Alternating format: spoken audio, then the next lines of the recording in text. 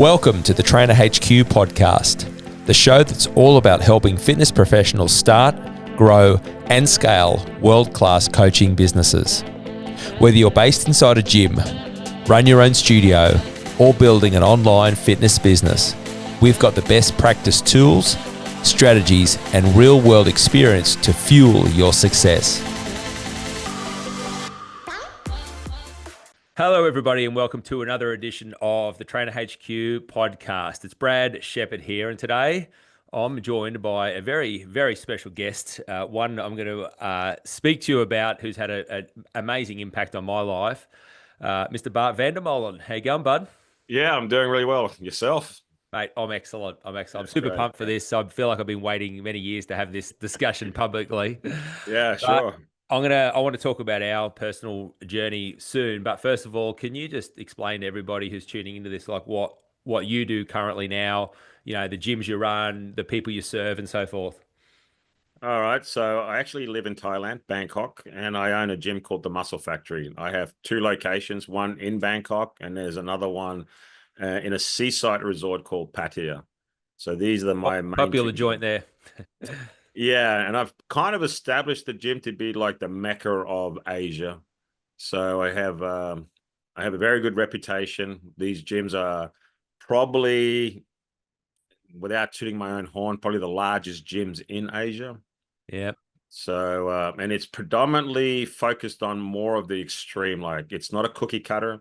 It is definitely a hardcore gym. I don't have any one piece of equipment. I have every brand you can think of, and I just pick the best possible piece from each brand that suits what I need to do. Love it. Love it. That's so cool. Now, the Muscle Factory Bangkok was the first location. Roughly what year did that one launch? That was actually in 2015. And believe it or not, next month, June, is our 10-year anniversary. Happy days. That's awesome. Yeah. And then the Pattaya one opened up 4 years later. So that one's coming up to 6 years. Yeah, awesome. So for 2019 or so, 2018, 19? Something like that. Yeah. For people tuning into it, trying to get a picture on it, like what sort of size are we talking in square meters of, let's say, the Bangkok facility? Well, to give you an idea, I mean, just the gym floor, just the real estate on the gym floor is about 1,200 square meters. Yeah. So yeah, it's big ass gym. It's got, just on gym pieces alone, there's over 200 pieces of equipment. That doesn't include dumbbells and bars. I'm just talking about actual benches, pin load machines, you name it. It's about 200 on the floor. Yeah, so this joint's huge. Yeah, it is. A lot of guys go, "Do you have a map?" Because I can't find my way around.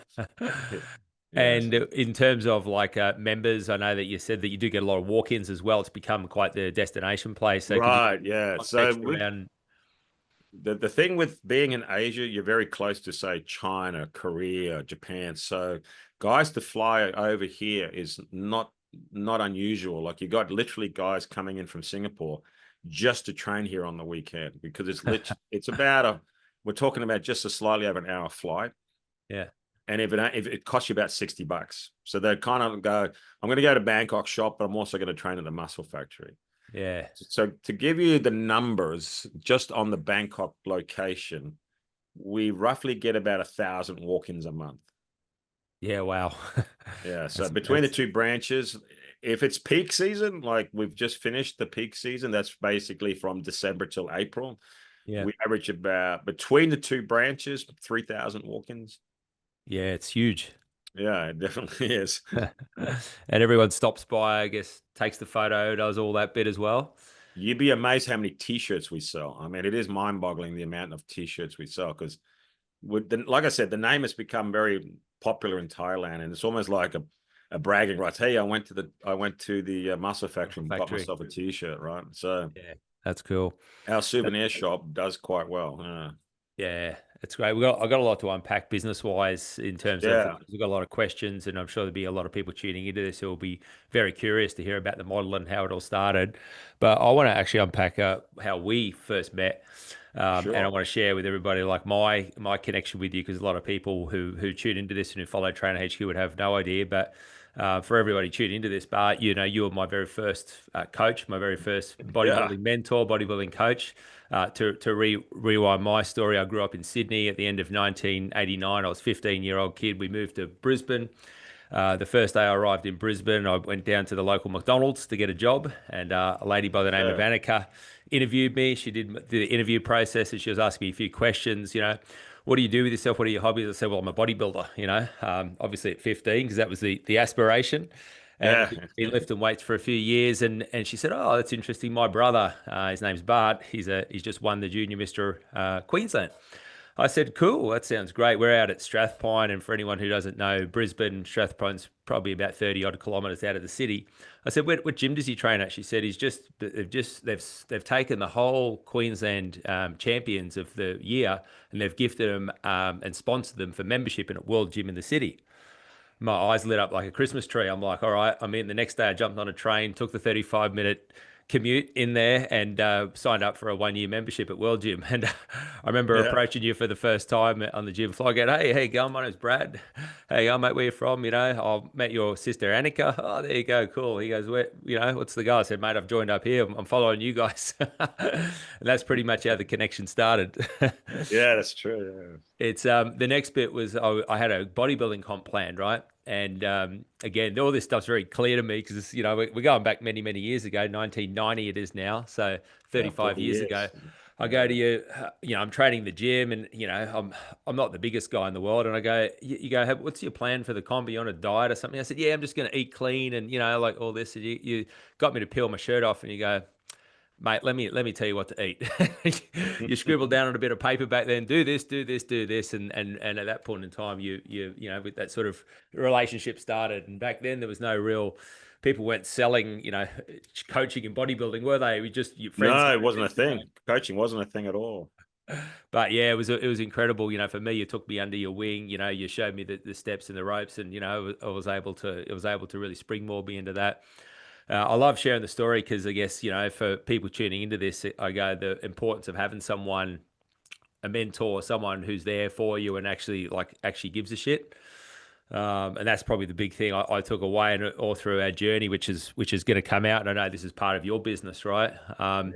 So I guess from that part, tell us a bit about your because obviously I was aspiring. I'm 15 at that stage. You must have been about 21 or 22. Yeah, I think, about 21, I think I was. Yeah. So you had So some good success, but you continued on with bodybuilding. So tell us about that career and the background there. I see, I'm originally from Holland. So after I done the state championships and the nationals, shortly after that, I actually moved back to Holland and I ended up living there for a while. And in 90, I think it was 95, I actually competed in my very first time in the Mr. Universe, the NABBY Universe. It's always held in Birmingham, England. Yep. And at that time, I got in the top 10, like I think about 9th place. That was my very first attempt to do that. And in the year 2000, I ended up moving to Thailand. And in 2004, I had another attempt at the Mr. Universe, and I actually ended up winning that one. Yeah, that's All right. Yeah. So, and then, phenomenal. And that journey there. So 1995. So almost, what are we talking? Like 9 or so years later. yeah. And then I went for the Mr. Universe again as when I turned 50. It was basically, I set a goal in mind where when I turned 50, I wanted to look the best I possibly could as a present to myself. Like, how good can you look at 50? Yeah. And I started to diet and I started to look better and leaner. And then a friend of mine actually said, are you competing? And I never even thought about it. And I said, no, why? And he goes, well, you look like you're getting ready for a show. You're getting so lean. And then I actually went, why not? Like, if I'm putting this much work into it, why shouldn't I? So I had another attempt at the universe at the master's level. Yeah. So That's cool.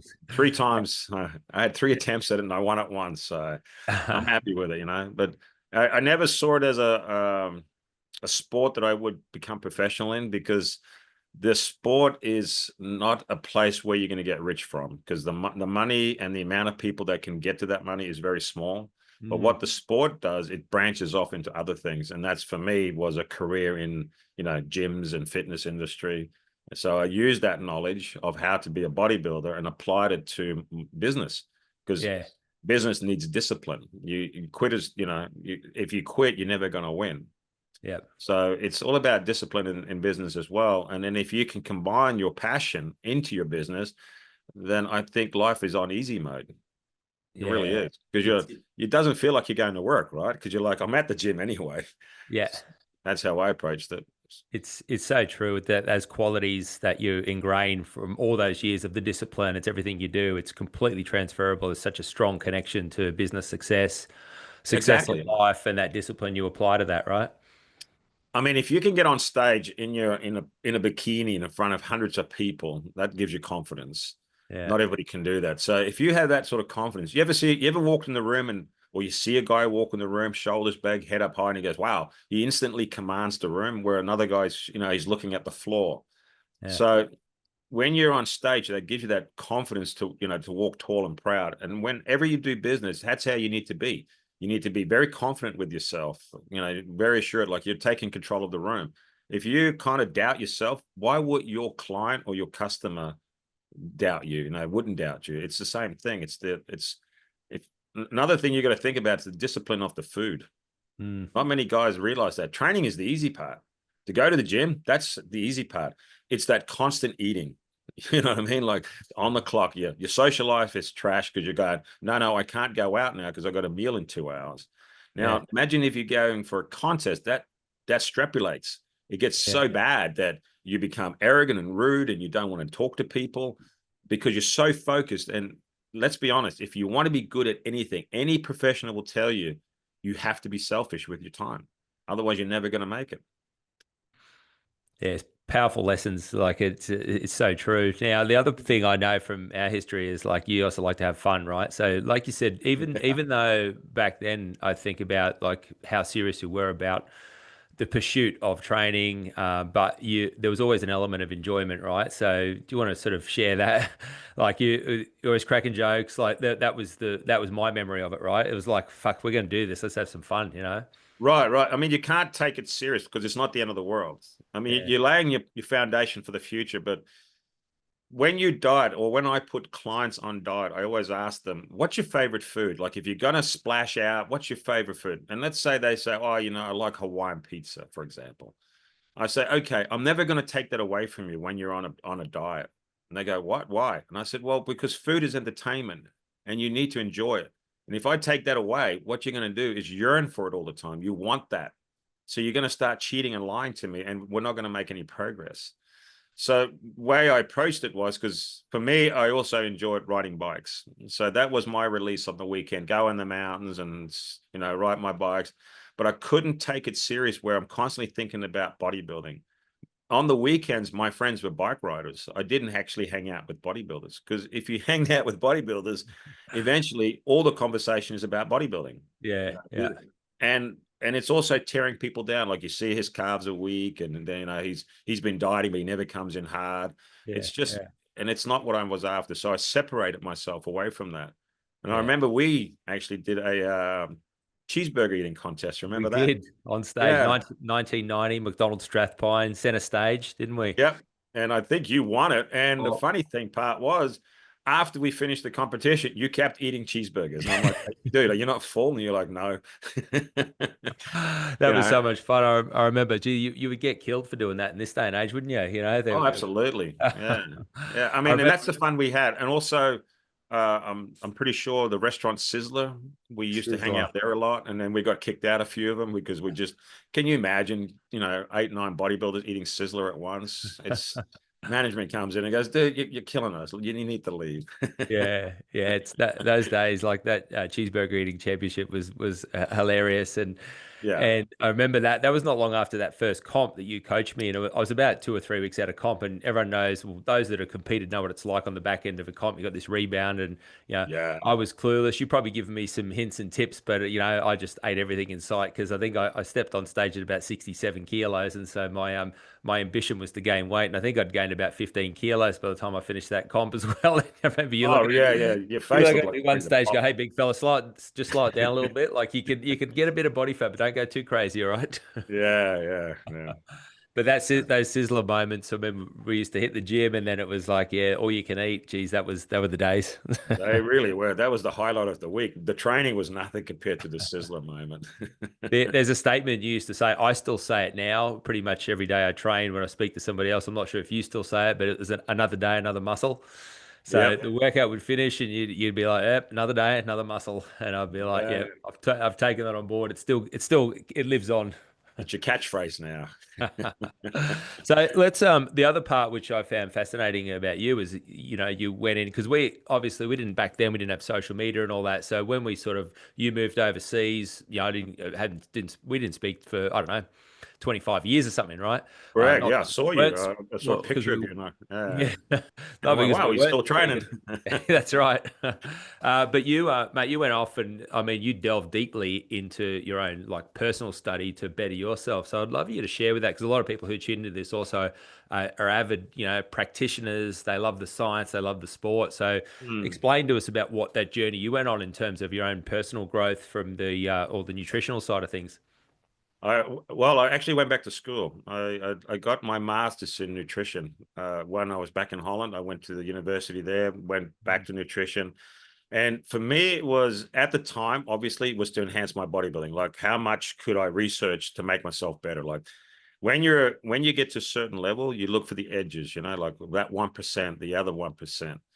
But that actually turned out to be a really good thing for me, because once I got all that knowledge of nutrition, I started to really focus on not just how to get bigger, but how to get healthy and how to fix people who are sick.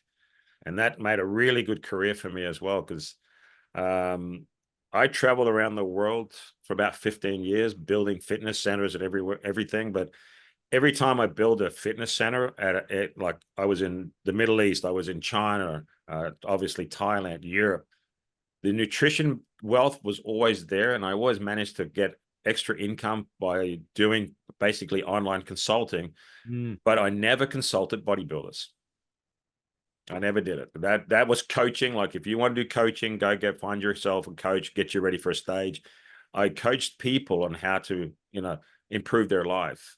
So the number one thing you'll find is a guy's 40 years old, 40, 45. He wakes up one day, looks in the mirror, and he goes, my God, I've really let myself go. Now he's starting to think, I need to do better. But to him, the task is too great, because he immediately thinks, now I have to go to the gym every day, 2 hours a day. I have to give up all my favorite foods. That's how he approaches it. And when I started talking to my clients, I would tell them that you could literally spend 2 hours a week in the gym. That's all you ever need to do. And you could look great. You can eat whatever you want, but I would educate them in such a way that they could understand it. So let's say they go to a buffet and they had that knowledge. They go, now I know the better choices to make, rather than go straight for the dairy bar, the dairy whipped cream. I can make better choices, and I'm not taking anything away. Like I said, if you enjoy pizza, I'm never going to take that away from you. So I educated people on how to eat better. And the worst thing you could do as a coach, or even as a health consultant, is put people on diets, because it just does not work. And you're sitting there going, wait, what? Okay, think about this. If a guy wakes up one day in his 50s, he's had a really bad diet his whole life, he likes drinking, smoking, and eating all the sort of wrong foods, and he thinks eating vegetables is the only way to get healthy. You're going to take a guy whose eating habit is really poor, you put him on a diet, which the eating habit is really good. What's he going to do when he finishes that diet? He's going to go back to his eating habit, because that's all he knows. Yeah. So what you need to do is re-educate the guy on changing his eating habit. So you change the eating habit. Now, as a result of changing that eating habit, excuse me, he's going to look better. He's going to lose weight, because he's going to eat better, right? So he's going to look better. But you still didn't put him on a diet. Now, once he's on that eating habit and it's ingrained in him and he doesn't think about it, he just eats it now and it's part of his daily routine. Now you can talk about putting him on a diet, but he must have a goal for that diet. So a guy will come up to me and says, Bart, I always, I wanted that 6-pack. I've never had it. And I'm really confident I could probably get that now. And I said, great, let's do that. But what's the goal? For what? Why do you want that 6-pack? And when do you want it? Because if you don't have a goal, what are you going to keep doing? You keep changing the fence post, right? So I said, well, think about a birthday. Think about an anniversary that you want to go and say, I want to surprise my wife. We're going to go to the beach and I want to, come out in my Speedo and look ripped. Yeah. I said, well, that's a goal. Let's focus on that, because now you have a time frame, a parameter. And then once you have a parameter, what happens is you put pressure on yourself to achieve it, correct?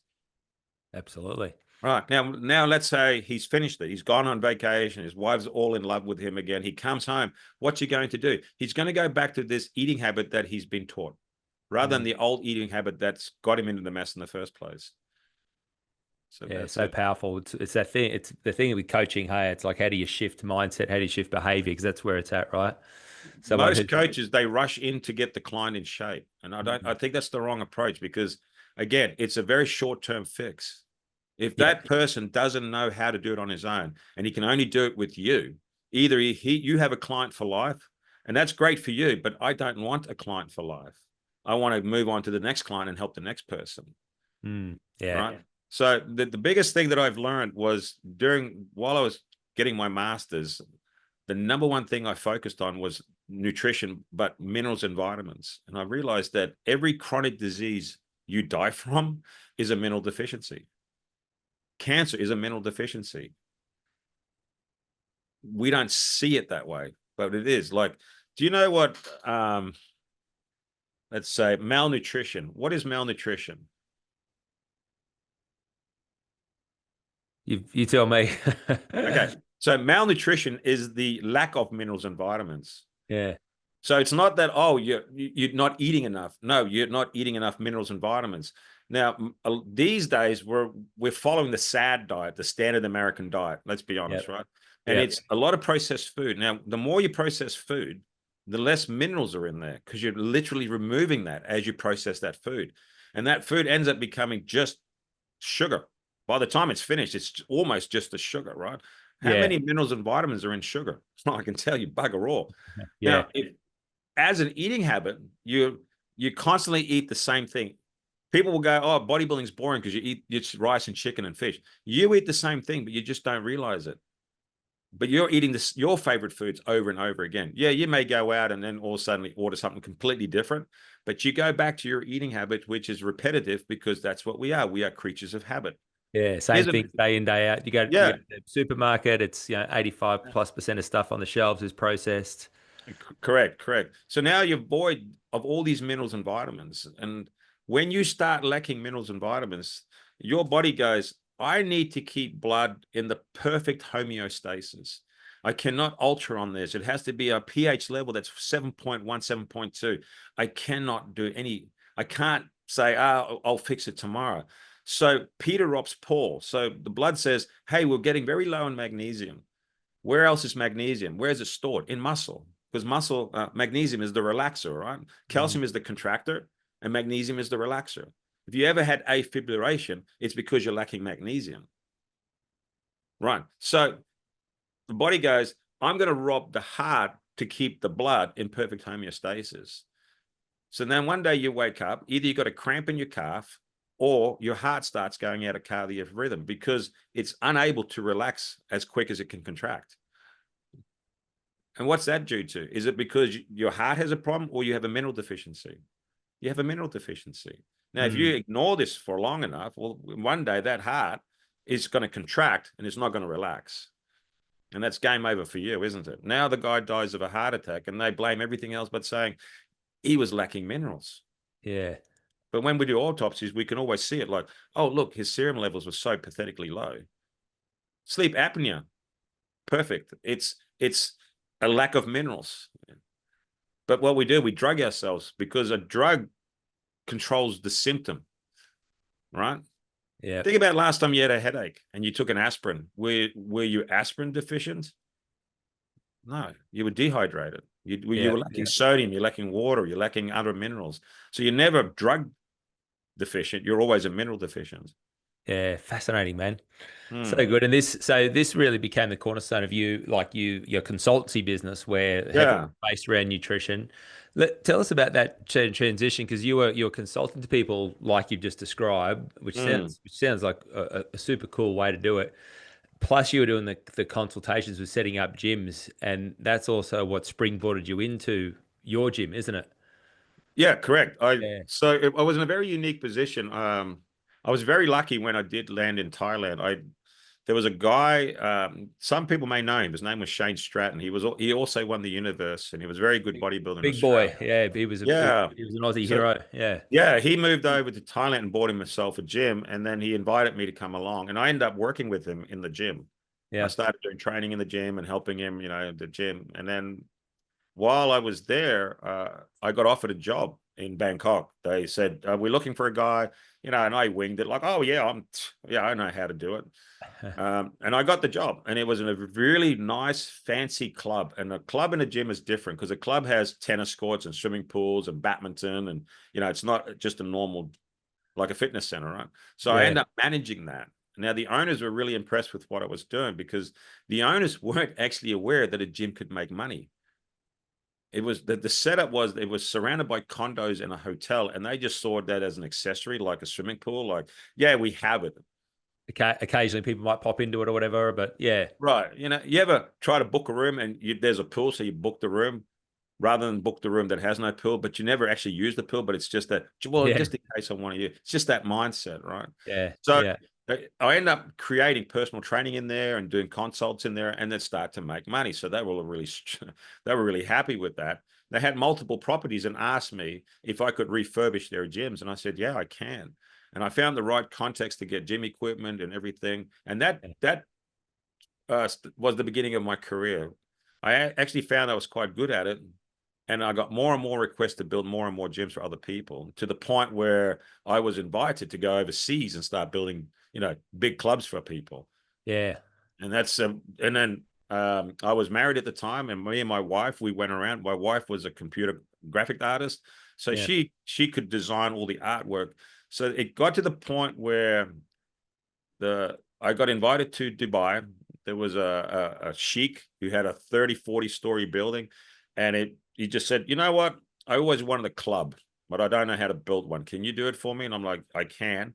And he took me up to the 10th floor, and he said, and then back then it was just, the skeleton, just the frames. There was nothing there.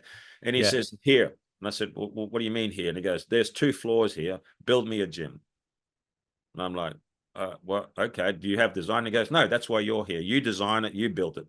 And I did it, and I ended up building this really gorgeous gym. And then from there, I was in demand. I was in Yeah. demand. Immediately, I went to China, and I got to the point where I could pick countries that I wanted to live in. I said, well, I don't like this country, and I would put them against each other. What do you got to offer? And what do you got to offer?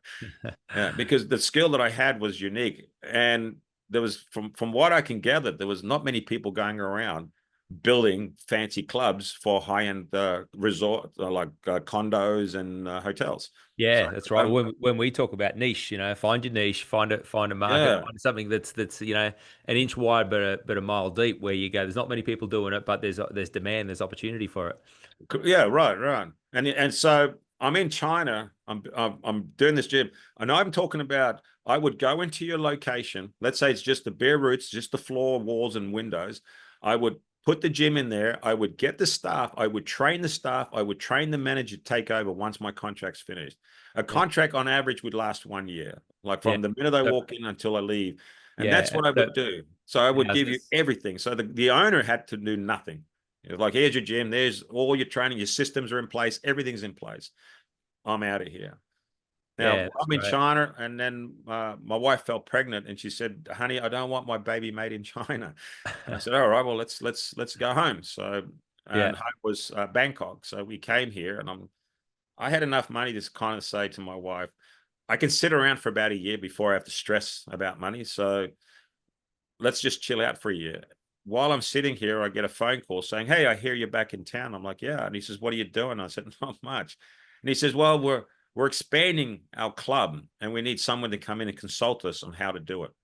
And I said, "Fine." And then I went to the club. It was called the Royal Bangkok Club, and I went there and I met the chairman. And the chairman was also into bodybuilding. Well, he lifted weights. You could see he was really in really good shape.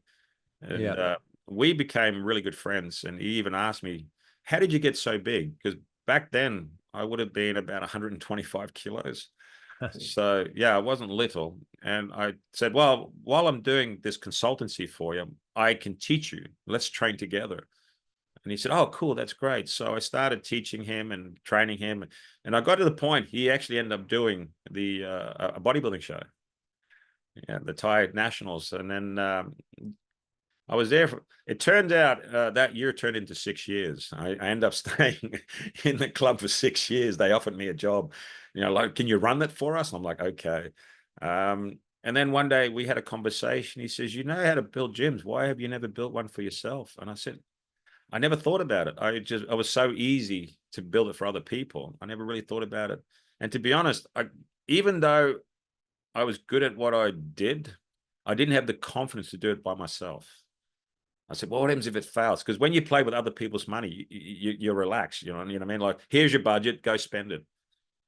And I was like, okay, I'll do it. But when it's your own money, you go, what happens if I'm wrong? You know what I mean? So I didn't have the confidence in myself at the time. And he convinced me. He says, no, I think you can do it. Look what you've done to this place. And I've seen your other work. So why wouldn't you do it? And I said, okay. And I said, but I don't know. And he goes, I'll be your partner.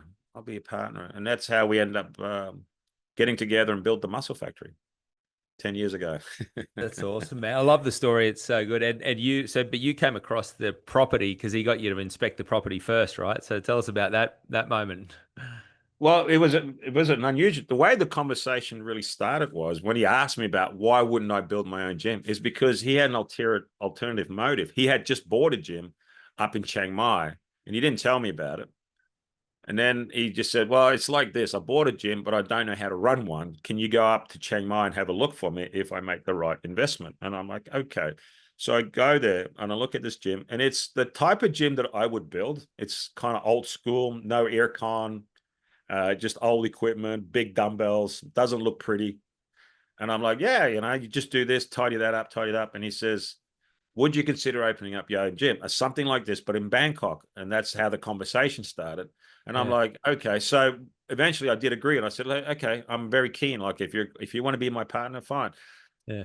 So we were looking for locations in Bangkok, but nothing, you know, when you know it when you know it. So you walk in, you go, yeah, this is it. Somehow you feel it.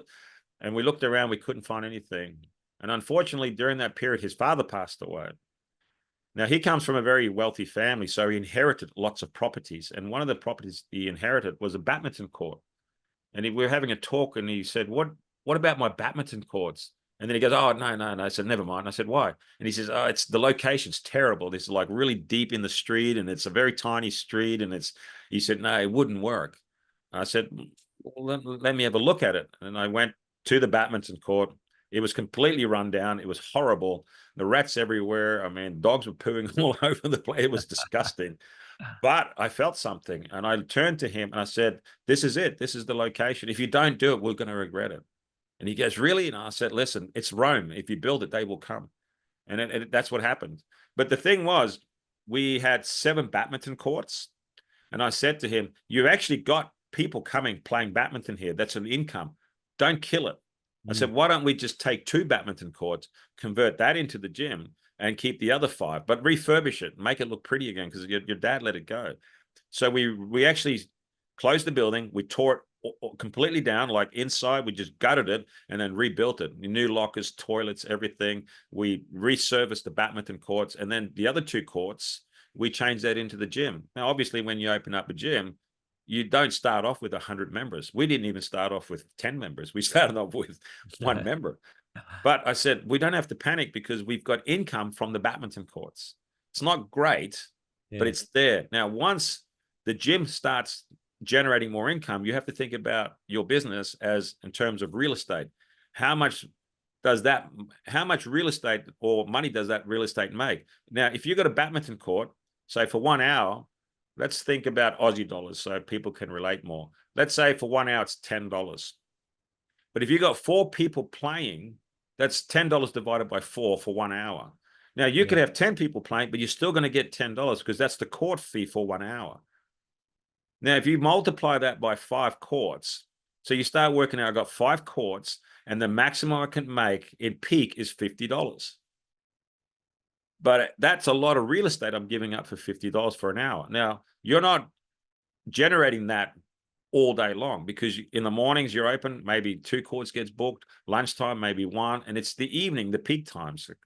And I said, now, once our membership gets to a point where I think the gym is getting too busy, we get rid of the badminton courts. And that's how we approached it. Within 6 months, the badminton courts were gone. So, yeah. That's awesome. So you got some rules. I'd love to speak about the rules of the gym. Yeah. Another podcast I listened to on the Jay Campbell podcast, which was an entertaining listen. Anyone who wants to tune into that one, it's very insightful. But tell us about the rules in the gym. Right. So here's something we have to go slightly back. When we were looking for gym equipment, I didn't want to buy brand new equipment. It sounds odd. I wanted old school equipment, and I knew that wasn't going to be brand new. So we were looking into the US. We didn't want to buy anything from China because at the time, China products would they were subpar, the quality was really bad. So we went to the US where they had these massive warehouses, like they're the size of airport hangars, and they were full of used gym equipment. So we went there, and the number one chain at the time was Planet Fitness. But not every location was successful. So there were locations closing down, and then they would try and sell all the equipment. When I went there, I saw the irony, and I said, imagine that. We're going to build the most hardcore gym in Asia with Planet Fitness equipment. It's the irony, because you know what, they got their anti bodybuilding slogan, and yeah, don't lift. They got the dunker alarm, and you can't deadlift and all that. And I said, this is going to be funny. So I said, so we bought all that equipment, brought it over, and I said, now what we need to do is do the opposite to what Planet Fitness does. So all our rules is make as much noise as you possible. Do not deadlift quietly, things like that.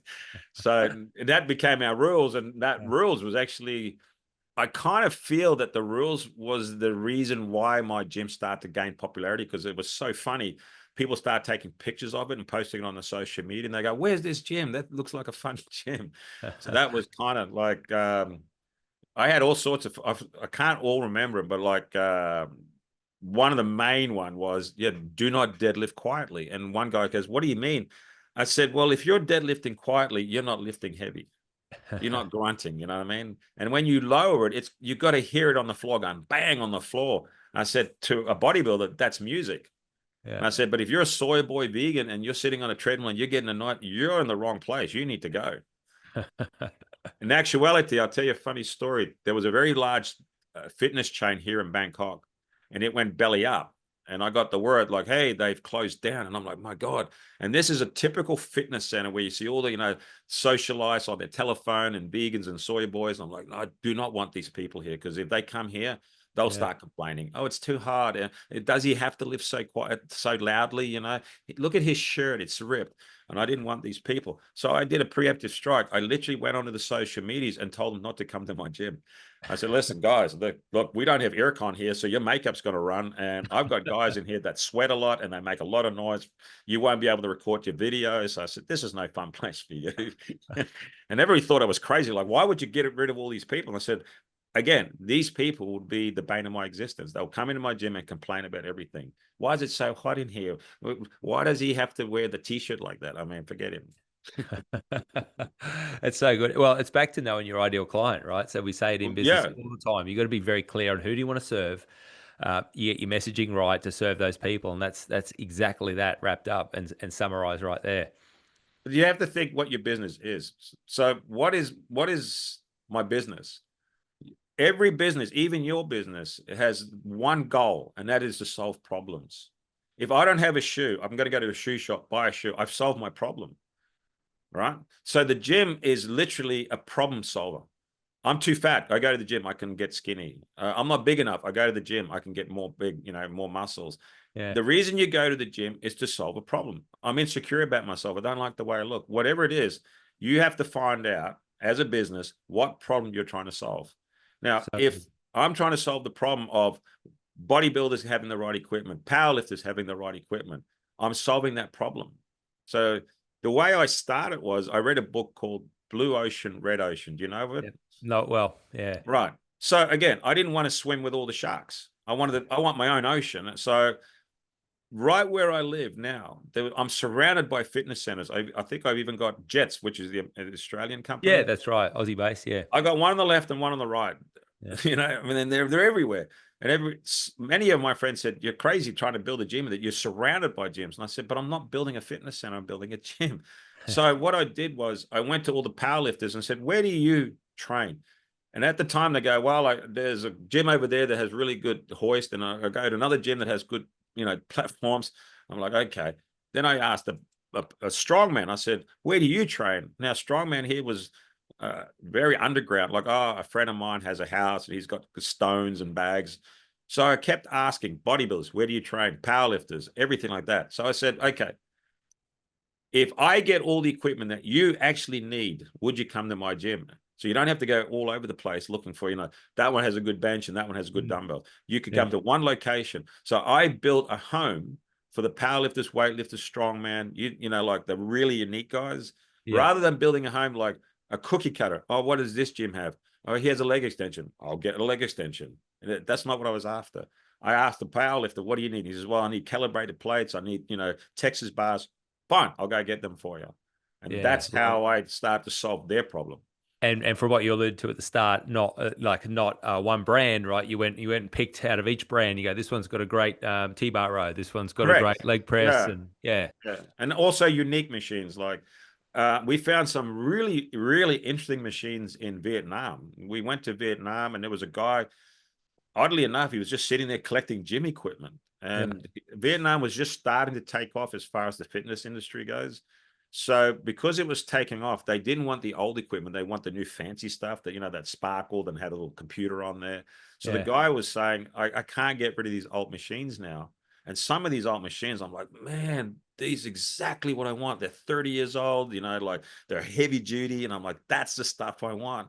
And the guy was so happy to get rid of them. He didn't even charge me. He said, look, if you can move this out of my warehouse, you can have it for free. Just, you take care of it. So all I had to do was pay for shipping. And now they're in my gym, and they've been in my gym for 10 years, never broke down. You could see some people scratch their head and they go, how do you use it? Because it's such a unique piece of equipment. That's great. And you've also got it. You also had it, I guess you might call it an equipment promise or an equipment guarantee. So unpack that part. Say it again. Like you had an equipment promise where you'd bring in a new periodically into the gym. Yeah. So I got really lucky with my partner. Me and him, we think on the same line. If, let's say, for instance, we find out a gym that has one more piece than us. Let's say we have 200 and they have 201. Well, damn that. We'll go buy 2 more pieces of equipment just to be on the top, right? So that's the attitude we had. And I said to him, do you know the problem is with fitness centers is a person or a member that's there is only important to the gym on the day he pays the membership and then the day his membership's finished. Because that's when they go back to him and go, hey, Bart, listen, we loved having you here. Your membership, like that, the sales comes in. Yeah. During the year, you as a member, you've forgotten. So because they're constantly looking for that new member. That's right. And I said to him, we can never forget the members, the reason why we even exist, not the new members, but the members. So we made a promise that every month, we've done this for 10 years, every month we will buy a new piece of equipment. Now, why would we do that? When you first join a gym, it's paradise. You're like, wow, look at all this equipment. You're looking around and everything's new to you, right? You're green. Yeah. Now, if you're a member, what do you got to look forward to after a year? Everything's the same. You can't see the forest anymore because all the trees are blocking it. So you go, but if I constantly, without telling them, put a new piece in and they discover it, there's excitement. So I got guys coming, they travel a lot. They go to, say, Australia for 6 months and then they come back. The regulars keep asking me, like, what's new? I said, well, go in there and look for it. And then there's always something new. Last week, I went and bought four new pieces already. Yeah, I love it. You know what I mean? So I get this picture. You're constantly playing Tetris, are you? So you got to move stuff around. Well, because you think about the business itself, real estate is really expensive. Okay. So if I have a piece of machine that nobody wants to use, what's the point of having that on my floor? That's a waste of my real estate. Yeah. So I monitor the machines that people go, that machine, the angle is wrong, or I don't like the way it feels. And then you see the usage rate is really low and you go, get rid of this machine and find another machine that more people might like. Yeah. So what's Monday? Yeah. Think about Monday. What's Monday? Well, chest and arms, is it? Or it's an International Chest Day, right? Yeah. So I'm not sure if you ever built your own gym, but when fitness centers build their gym, they actually build it around treadmills because treadmills will determine your retention rate. So how does that work?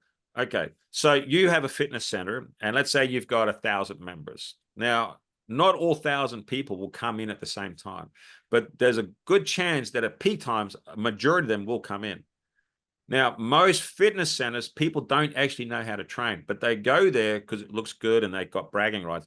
So what they do is they get on a treadmill because it's really easy to hit the start button and look like you belong. Oh, look, I'm just like you. I know what to do. But you put them in front of a dumbbell rack and they go, I don't know what to do with them properly, right? So nobody wants to feel out of place. So they go to the treadmills. Now, when you're at peak time, you have to think about what is the most valuable resource every human being has. Time. Nobody wants to waste it, right? So if you go to a fitness center and you're waiting for a treadmill, you're wasting time. And we know this because statistically, the longer a person waits for a treadmill, the less chance that he's going to renew his membership. So what do fitness centers do? They put 50, 60 treadmills. Yeah. Every fitness centers you go to, their free weight is an afterthought. It's very tiny. So they got 50, 60 treadmills. Now, if you're at a place like mine where I'm focused on the gym, I've done the opposite. 80% of my gym is gym equipment and 20% is cardio. Yeah. So on a Monday, International Chest Day, you've got 50, 60 guys pouring in like, it's chest day today. Imagine if I have one flat bench, one incline bench. I'm dead. Because people are standing around like, oh man, every time I go to his gym, I'm waiting on that, on that Smith machine. I'm waiting. So I have literally, for every body part, I have the minimum of 10 machines. That doesn't even include the free weights. So you want leg extension? Fine. There's one there, there's one there, there's one there, there's one there, there's one there. You don't have to wait for leg extension. There's so many of them. And by the sounds of it, different brands, different angles, absolutely different ways they hit the body. I've got 11 deadlift platforms. So there's never a point, oh, this guy's doing his Pilates on my deadlift. Well, then use the one next to it. You know what I mean? I've never seen 11 deadlift platforms used at once. This place sounds cool. I can't wait to get there one day. Tell us about the nutrition part, because obviously with your background, that was the other part. That was the other draw card for you to go. How did you end up in that? Because I guess, sorry, just before we get onto that, what I want to really acknowledge and hammer home for anyone tuning into this again, what you said about the equipment, it's customer care 101. It's like, how do you actually make more money? Well, you service your current people, you do a great job, and you put them front of mind. And that's exactly what you did with that philosophy, Yeah. Now, speak about the food piece. Well, actually, this may sound odd, but I approached my gym not by membership, if you know what I mean. I didn't focus on membership at all. It was never my intention. My intention was to sell food because there's more profit in food.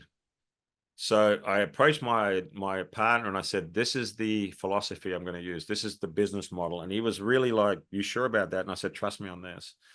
And then my business model is we are a restaurant, not a gym. Now and I can see you going, all right, where's this going? Let me ask you a question. What is the hardest thing? You own a shoe shop. What is the hardest thing about selling a shoe? You want to get the person there in the first place, right? Once the customer's in your shop, the chances of selling the shoe to him goes up exponentially, correct? Yeah. You have a greater chance. So the problem is how to get the customer to come to your store. So you need to give something to attract him. So what we did, we built this kick-ass gym, and that's the attraction. But my end goal is to sell food. But like I said, now once he's in my gym, chances of me selling him food goes up exponentially. And that's how I approached it. I said, what do you need? Oh, you want a farmer carrier, or you want a yoke for walking? Okay, good. But while he's there, chances are he's going to get hungry, or chances are he's going to grab something to eat. Now, as a bodybuilder that competed, I know exactly what they want to eat. And I'm thinking, this is a no-brainer. All I got to do is give them what they want, the right food, the right meals, right? So my wife, besides being a graphic artist, is a really good cook. And I said to her, if I tell you what bodybuilders eat, could you make that delicious? And she said, yes. I said, so what we're going to do, we're going to weigh all the food out. So the macros are always the same. No matter what meal they grab, the macros are the same, but they're going to have different tastes. Now, if you're in Thailand, the food here is amazing. Absolutely. So she combined that Western food like chicken and rice and fish and rice with the Asian style. So now you got flavor. Now you got a party in your mouth every time you eat. So the food was the thing that I wanted to concentrate on the most. So I made sure that my juice bar in both gyms were quite big, and then you got places to sit like a restaurant. So I got lots of tables and chairs like a restaurant that you could sit. So to give you an idea on the volume, I'm going to ask you in kilos, how many kilos of chicken do you think I sell in one gym per month? Per month? Yeah. Oh man, it's got to be huge. I can't even fathom it. I don't even know what does that even look like. Well, the average meal is, think about this. 1,000. Yeah, it's at peak we do 1.1 ton of chicken. Well, yeah, that's a lot of chicken, man. Yeah, in the quiet periods, it's a little as 800 kilos. But Yeah, you're yeah, a gym and you're out selling restaurants in yeah. chicken, and And that's just the chicken. And we're not even talking about protein shakes and everything else that goes with it. that's right. And from again, from a business perspective, you go, all right, well, how do you now increase, let's say, your average spend per client? Right. You go, well, now we have all these product and service offerings to them because again, what are you doing? You're solving the problem that they have, right? What's the problem, right? I got the Yeah. gym, all that. What I need the nutrition. Gonna have to get it from somewhere, right? Either that I can purchase the raw ingredients, I can go at home and cook it, I can do all that, or I can come to the Get place someone to that's cook it already for you. got it. Yeah. And if you're a competitor and you're going to come here, let's say there's a championship here in Bangkok, you could call us in advance and saying, I'm coming, this is the meals. We'll prep it for you as well. Love it. So you got the full concierge service. Yeah, yeah. So Yeah. I mean, and then you've got guys coming in and then they'll grab a bag and they'll grab all the meals for the day and the next day. And they go, all right, I've got all my meals. So they don't have to think about it. And my Yeah. wife's has an online business where guys are constantly saying, these are the meals I need for the week. So Yeah. she makes, all these meals for the entire week. So Yeah. you've Here's my got that business. macros. Here's what I'm Yeah. trying to achieve. Yeah. Yeah, Yeah. exactly. Because Love it. bodybuilding and food goes hand in hand. We all know that. And when I grew up as a bodybuilder in Australia, for some reason, rice cakes was delicious. And I never realized that you could actually diet, with actual flavor in your food. Well, remember back in the day, I mean, protein powder didn't even exist, did it? Then the first launch was egg albumin, wasn't it? So we used to buy that, and That was horrible. that was pretty ordinary, wasn't it? That stuff. Yeah, that was vomit material. That really was. I'm Yeah. picturing from a business perspective, I'm picturing like many different income buckets and income streams because we've got the gym over here, Mm. got the nutrition side, the restaurant, the food, that component. I mean, we've got the walk-ins, right? They Yeah, represent that's a whole nother business model right there. Because correct. obviously their fee per entry is going to work out and equate to a lot more than membership, right? Yeah, walk-ins generates the most income compared to, say, a 1-year membership. Because if you Yeah. look at a 1-year membership and you divide that over 365 days, it's peanuts compared to what a walk-in can bring in. Yeah. And then Mm. most of these people, as well as your members, are then purchasing the merch and, like you Yeah. said, t-shirts, all the rest because you want the memorabilia. One thing we're big on is educating our clients on the marketing piece, right? So Mm. I guess what I'm picturing straight away with combined 3,000 plus walk-ins a month, I'm picturing that most of these people are going to take the selfie, take the photo, tag you in, all that sort of stuff. Yeah. Does that happen? Can you share that part with us? Okay, so I have a very interesting way of marketing my gym. I do what they call indirect marketing. I never throw my gym in your face like my gym is number one. You should come to my gym, my gym, my gym. It's all about me then. What is, people don't care about you. It's about what do I get? What do I get? So I never talk about me. So the way I do it is I give them information that they could use. So I have a nutrition background. So I'll talk about like, hey, if you've got problems with sleeping, I would suggest this. Hey, if you got constant cramping, I would do this. But there'd be somewhere in the video that's got a Muscle Factory logo, or I'm standing behind the Muscle Factory banner. There's always somewhere you could say, well, where does this guy come from? It looks familiar. So that's the indirect marketing. I'm giving them something of value while I'm actually also advertising my gym. And that's the way I approach it.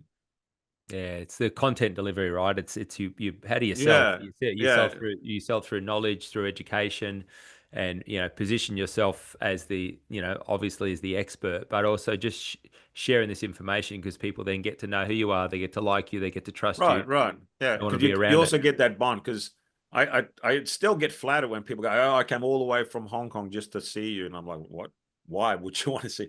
You forget that to them, they've been following you on Instagram for years, so you're kind of like a celebrity to them. And then when we see you in person, it's like, oh wow, I finally get to see the guy in person.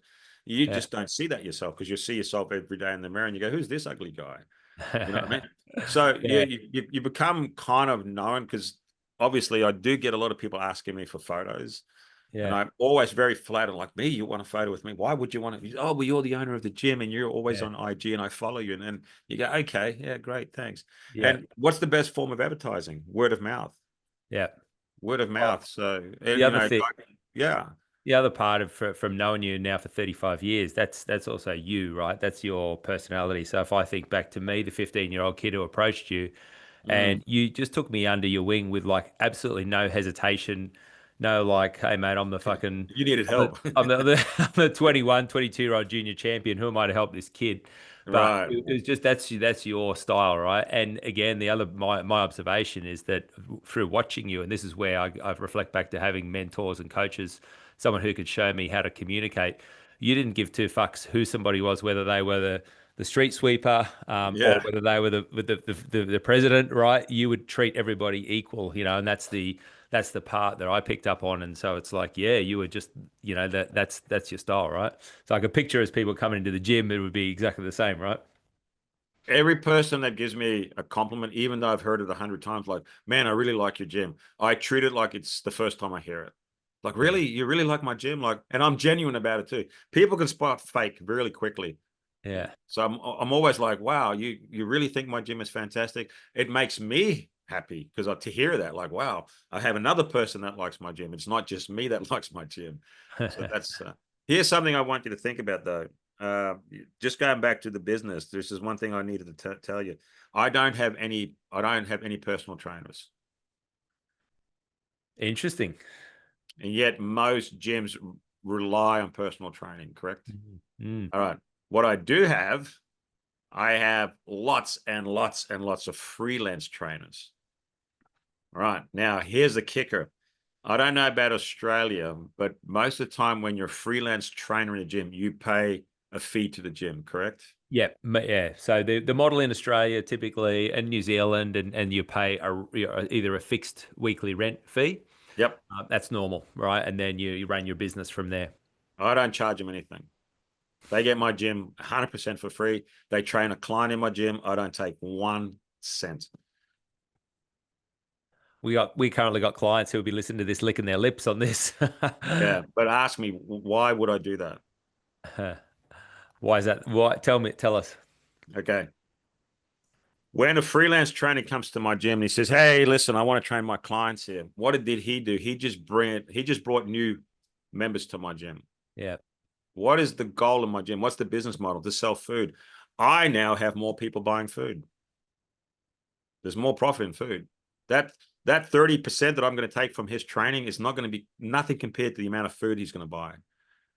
Because the first thing the trainer is going to say, listen, we've got to clean up your diet. And you go, oh, I don't know where to go. The gym has it, right? Yeah. The only time I actually take a fee, if a member that's there already and he gets approached, or either way, they say, look, can you train me? I would ask 30% of that fee. That's the only time I do it. Yeah. But Yeah. So if they're already an in-house member and so yeah. yeah, yeah, So yeah. what I do is, all the freelancers that come to my gym, I put them on a system, and then through social media or whatever, a guy walks into the gym and he's looking for a trainer. I post it in the group and I said, who wants this client? Now, the guy might say, I want a female client. So I said, this person is after female, so only the females can react. Now, the minute that trainer takes it, I know who took it. The Yeah. guy pays the gym, then we pay the trainer. But if you come into my gym with your friends and you want to train your friends, so be it. Now, the reason why I did that was very simple. People are going to lie to you 100%. Okay? So let's say I have a policy that if you're training somebody in my gym, I demand 30%. What's the easiest lie somebody can say? Oh, I'm not training him. He's my friend. I'm just showing him how to train. Right? It's going to Yep. happen. Yep. Yep. Another way it's going to happen is, let's say I go down that scenario. What always ends up happening is the client and the trainer become friends. on a social, because you start talking to each other. Hey, what do you do for work? And now you start talking on a social level. You find out he's married, he's got kids, and all right. As a trainer, what are you going to do one day? You're going to tell your customer, which is now your friend, a sad story that you can't pay the rent. Oh man, I'm struggling this week. I'm just, my car broke down. You're going to give them this bleeding heart story. So that what's going to end up happening, they're going to make a deal. They're going to say, listen, why don't I just do this? I'll pay you for 20 lessons, but I'll tell the gym I paid you for 10. Right? So now they've cohorted into a lie. Now you're going to get that uneasiness in the gym. Every time he walks in the gym, he can't make eye contact with you. He's trying to avoid you. All right. So now you've got this uneasiness. And so what ends up happening is the atmosphere in the gym changes. It's no longer a pleasant environment because everybody's trying to avoid each other because they're lying to each other. So I never wanted that to happen. I said, no, that to avoid all of that, let's just don't do that at all. And it's worked out perfect because you can copy my gym, but you can't copy my atmosphere. Yeah. It's we're hearing that, I guess, what I hear from a business perspective is the fact that, I guess, first of all, personal trainers and coaches are one of the best forms of gym retention, right? Obviously, you got a community, you got a great following there, but when people are working out with coaches and trainers, they're not quitting their gym membership. So if your coaches are bringing people in externally, they become new salespeople for the gym, right? They become absolutely mouthpiece. Absolutely. And then that member is going to not only purchase the membership, but they're going to purchase the nutrition, the supplements, the merch, the list goes on. Yeah, we're very narrow-minded in thinking when we focus on one thing, like, hey, I need to make money off that person on his training. If you got multiple revenue sources, you really should broaden your mind. Go, well, if I got that person in my gym, he may buy a T-shirt, he may buy a protein drink every time he's here, he may grab 4 or 5 meals on the way out because his coach puts him on a diet. So now you're making more revenue of that person rather than like, hey, I got that, $50 for the week. Yeah, well, it's like, how do you take someone from, let's say, spending $1,000 a year on a standard gym membership to now spending $5,000 a year, right, per person, right? So and the person doesn't even feel pressured that he was like, you ever got that feeling like you bought the gym but you didn't really want to buy that gym membership, like you were like, oh, I'm not sure if I want to renew, and then you feel like, I got guilted into it, and you're not 100% comfortable, so now you've got to purchase that you kind of got coerced into taking. That's a shitty feeling. Right? Everybody wants to buy something and feel good about it, and not the opposite. So if the person buys the food because they want to, there's no pressure involved. They feel like, hey, I like eating this food, rather than you should buy this meal here because you are at this gym. Yeah. And then the other piece, of course, is that this is the part that's going to help them get the results they want, right? So, right. Yeah, exactly. Because like I said, if you don't know how to cook, how do you start? Yeah.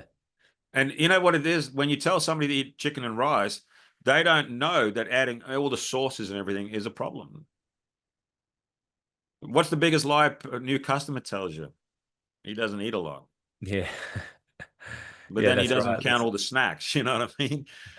Like, I don't understand why I'm fat. I never have breakfast, and and when I do at lunch, I have salad. Like, no, you're full of shit. You're just lying to yourself because you're trying to make yourself look good in my eyes, which doesn't help. But people don't see snacks as a meal. And people snack all the time.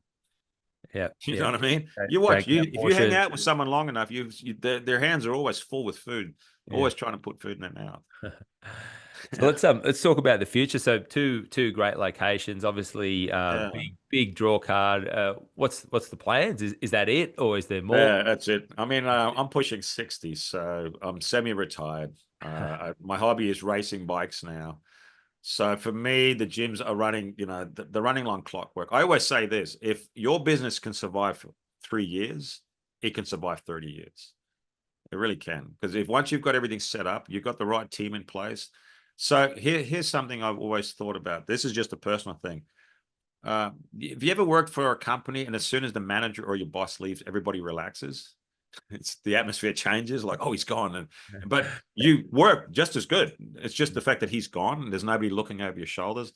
That's what I want to do with my staff. I wanted my staff to feel 100% relaxed, whether I'm there or not. They shouldn't change. I can go to any country in the world and immediately find out what word that they could use sounds absolutely gorgeous in your ear? And what word do you think that is? Thank you. Your name. Ah, okay. All right. Because if I constantly say, hey, Brad, the other day I was out this, and guess what, Brad? You feel important because I'm actually noting you, right? Yeah. So what I tell my staff is, if this person becomes a member, within the end of that month, you must know their first name. And when they come to the gym, you greet them by their first name. So now that person goes, wow, the staff must think I'm somebody because they remember me, right? Rather than saying, oh, hey, number 42. What is that? It's cold and it's not, friendly. So they remember the names. And then you start picking up little things like, hey, Brad, how are you? Well, how did that job interview go yesterday? What? You remembered that? You go, yeah, remember you were talking about it last week? So now you start to get personal with them, but just little things like that. So the staff now becomes very good with the member. But who's the member? He's the king. He's the customer, right? Because customer's king. Who interacts more with the customer? This frontline staff or the manager? Frontline, yeah. They're constantly talking to the client, and the Yeah. client is king. Where the manager either sits in the office and hides. Mm. So the first thing I did, I said to the manager, you're not getting an office. You're going to stand at the counter and work at the counter, and you can put your computer at the counter. And here's another thing. You can make the decisions. Do you need to repair that machine? Do you need to call the upholstery guy in to fix the upholstery? Don't wait for me. Do it. Now, I even said to my staff, if you're walking around the gym and you see something broken, call the repairman. Don't wait for me. Don't tell the manager to tell me, because it'll never get done. Right? Now, what's the number one problem that we have with staff now? Everybody's, it's the telephone. They're all on the telephone, right? What happens if I scold them every time, like, hey, when you're at work, you cannot use the telephone? It's a big no-no. They don't like it, right? Because you sit there for hours, because the gym's not busy all day. So I don't mind if they play around with their phones, as long as they are quickly to go to the customer and go, hey, what is it you want?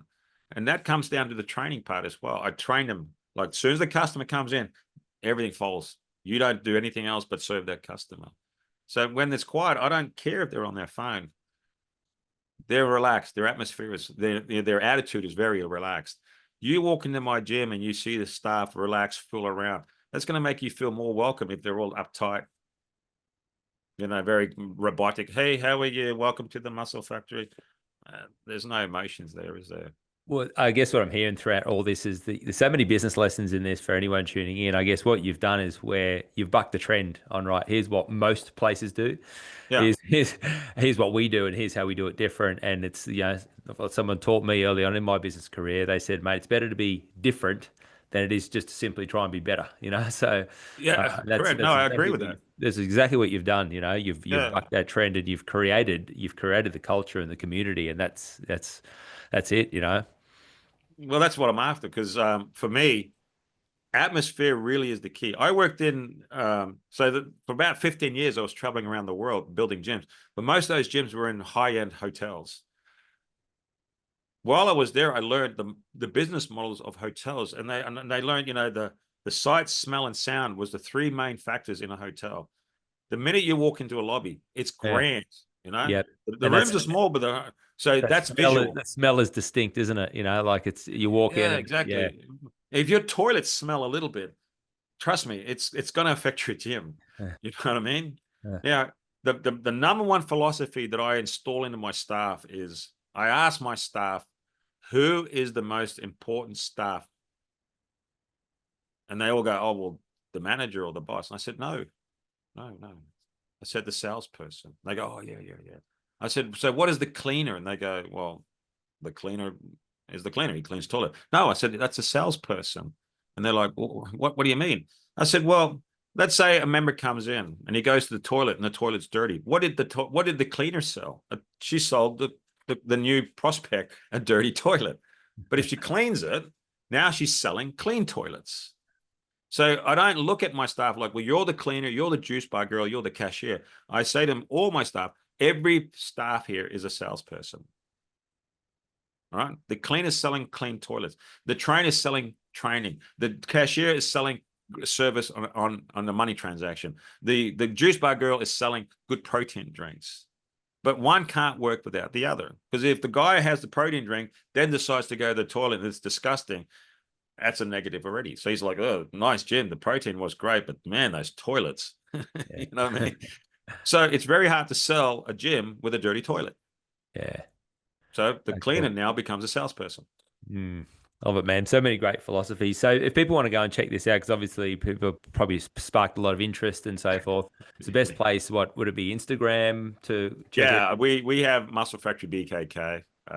You can follow me there. We do have a TikTok, but to be honest, I think the IG for me is a more popular platform. Yeah. So it's at Muscle Factory BKK. Yeah. Yeah, Yeah. sweet. Yeah, Yeah, and that's the place where they'll on there. Yeah. they'll get to see you sharing quite a bit of info on there too. So Yeah, if you go back in the earlier pieces, I was doing a lot of nutrition tips because I was trying to launch my gym. And now that I've got, I don't know, I think 25,000 followers, and that for a gym, I've heard that's pretty good.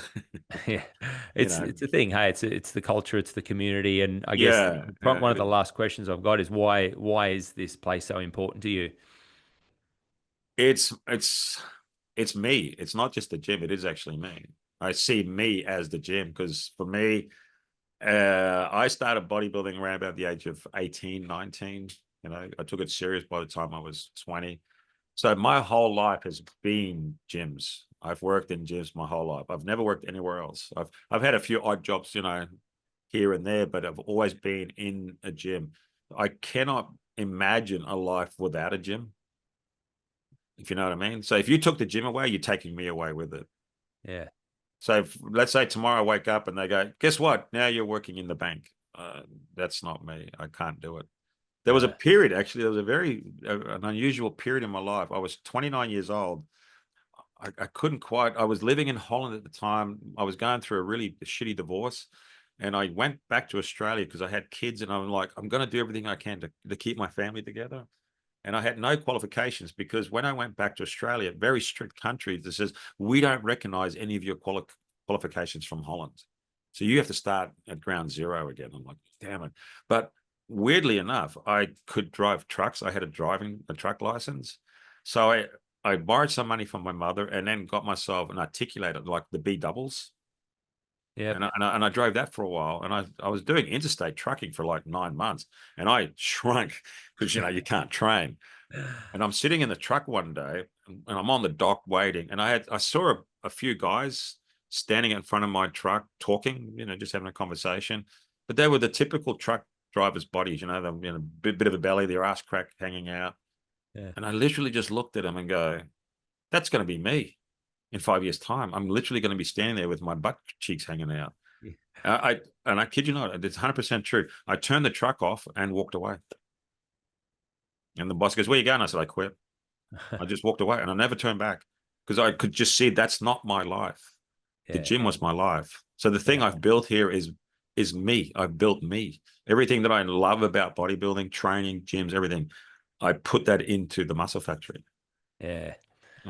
Such a powerful lesson for anyone tuning into this. Again, like it goes, you got to pursue your passion, follow what you love, and make it your lifestyle, right?